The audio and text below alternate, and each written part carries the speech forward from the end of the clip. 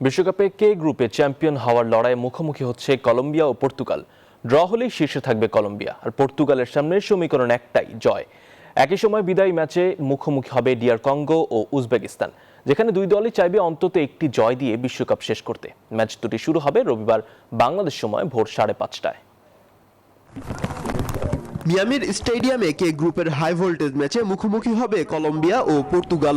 দুই দলের ইতিহাসে এটি প্রথম লড়াই, আর সেই ম্যাচেই নির্ধারণ হবে বিশ্বকাপের গ্রুপ চ্যাম্পিয়ন। দুই ম্যাচের টানা জয় তুলে টেবিলের শীর্ষে কলম্বিয়া। উজবেকিস্তান ও ডিআর কঙ্গোকে হারিয়ে দুর্দান্ত ছন্দে থাকা নেস্তর লরেঞ্জোর দলের সামনে সহজ সমীকরণ। ড্র করলেই 7 পয়েন্ট নিয়ে গ্রুপের সেরা হবে কলম্বিয়ানরা। শীর্ষে থেকে নকআউট পর্বে তুলনামূলক সহজ প্রতিপক্ষ পাওয়ার সুযোগও থাকবে দক্ষিণ আমেরিকার দেশটির সামনে।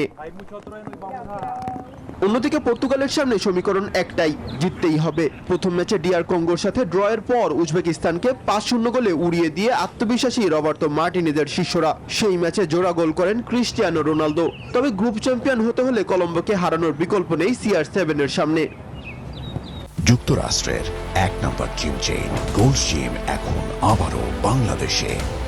বসুন্ধরা আবাসিক এলাকা ও বসুন্ধরা সিটি শপিং মলে। গ্রুপ পর্ব রানার্স আপ হয়ে শেষ করলে স্পেনের মতো শক্তিশালী প্রতিপক্ষের মুখোমুখি হওয়ার সম্ভাবনা রয়েছে পর্তুগালের। তবে র্যাঙ্কিংয়ে দুই দলেরই কাছাকাছি অবস্থান। পর্তুগাল আছে 8 নম্বরে আর কলম্বিয়া 11তে।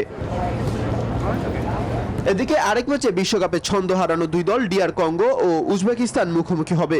দুই ম্যাচে দুই দল করেছে মাত্র একটি গোল। টানা দুই ম্যাচে হোঁচট খেয়ে দুই দলেরই বিশ্বকাপ থেকে বিদায়ের সুর বেজেছে। তাই শেষ ম্যাচে জয় নিয়ে স্বস্তি পেতে চাইবে দল দুটি। মাহাদি ইমরান, নিউজ 24।